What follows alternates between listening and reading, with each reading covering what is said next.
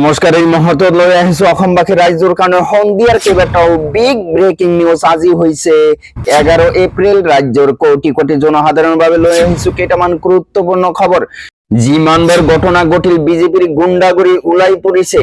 আৰক্ষীৰ অভিযানৰ পাছত প্ৰথমবাৰলৈ মহা বিস্ফোৰণ মন্তব্য লৰিণজ্যোতি গগৈৰ।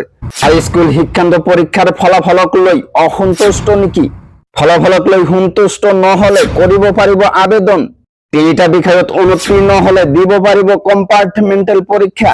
আবেদন কেনেকৈ কৰিব আৰু ইয়াৰ নিয়ম কি, সবিশেষ জানিবলৈ ভিডিঅটো সম্পূৰ্ণকৈ চাই থাকক। মধ্যপ্ৰাচ্যৰ যুদ্ধক লৈ কি হব সিদ্ধান্ত?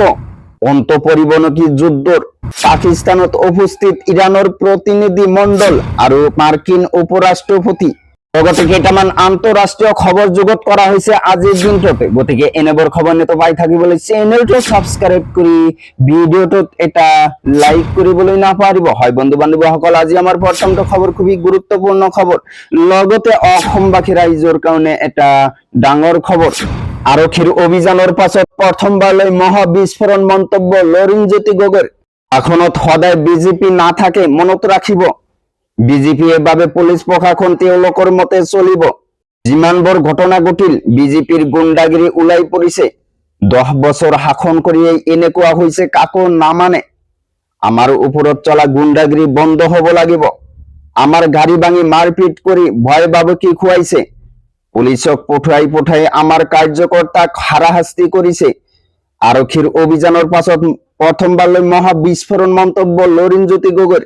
শাসনত সদায় বিজেপি নাথাকে, মনত ৰাখিব। তাৰ পিছত জনাইছো আমাৰ দ্বিতীয়টো খবৰ, খুবই গুৰুত্বপূৰ্ণ খবৰ। লগতে অসমবাসী ৰাইজৰ কাৰণে এটা ডাঙৰ খবৰ। মেট্ৰিক পৰীক্ষাৰ ফলাফলক লৈ সন্তুষ্ট নহলে কৰিব পাৰিব আবেদন। তিনিটা বিষয়ত অনুত্তীৰ্ণ হলে দিব পাৰিব কম্পাৰ্টমেণ্টেল পৰীক্ষা। আবেদন কেনেকৈ কৰিব আৰু ইয়াৰ নিয়ম কি? 13 এপ্ৰিলৰ পৰা উত্তৰ বহী পুনৰ নিৰীক্ষণৰ বাবে কৰিব পাৰিব আবেদন। অনলাইনৰ জৰিয়তে কৰিব লাগিব আবেদন। শিক্ষাৰ্থীয়ে বিচাৰিলে সকলো বিষয়তে দিব পাৰিব পৰীক্ষা।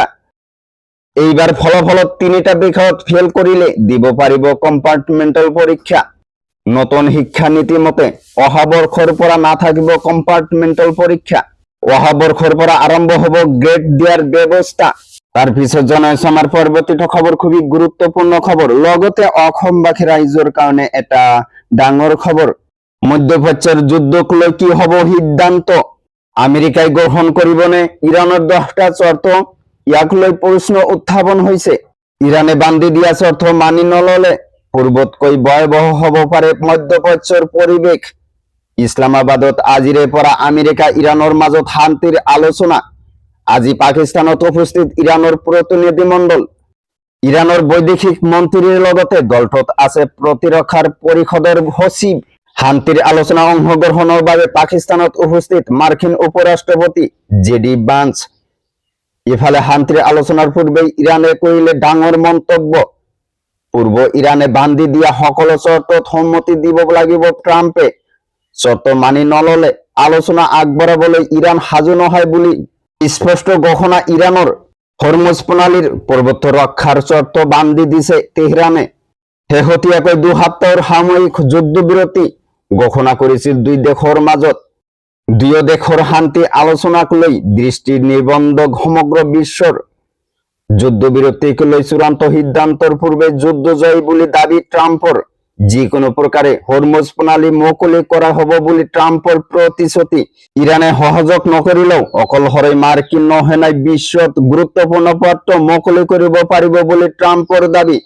ইছলামাবাদৰ আলোচনা বিফল হলে ইৰাণ সতৰ্ক হব লাগিব বুলি আমেৰিকাৰ হুঁচৰি। পৰৱৰ্তী সময়ত ইৰাণে হৰমুজ প্ৰণালীত জাহাজ চলাচলৰ বাবদ লব নোৱাৰিব কোনো মাচুল। দুই দেশৰ আকৰগজ স্থিতিয়ে চিন্তাত পেলাইছে বিশ্ববাসীক। আলোচনাৰ মাজত দুই দেশৰ মাজত যুক্তিৰ অমিল হলেই আকৌ জ্বলিব মধ্যপ্ৰাচ্য।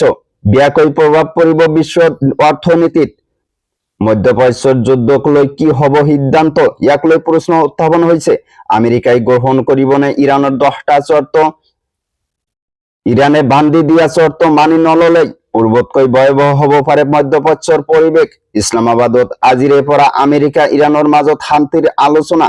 তো বন্ধুসকলে এইখিনি দিবলৈ আছিল আজিৰ ইনফৰমেশ্যন। ভিডিঅ'টো ভাল লাগিলে চেনেলটো সাবস্ক্ৰাইব কৰিবলৈ নাপাহৰিব। Thank you for watching my full ভিডিঅ'।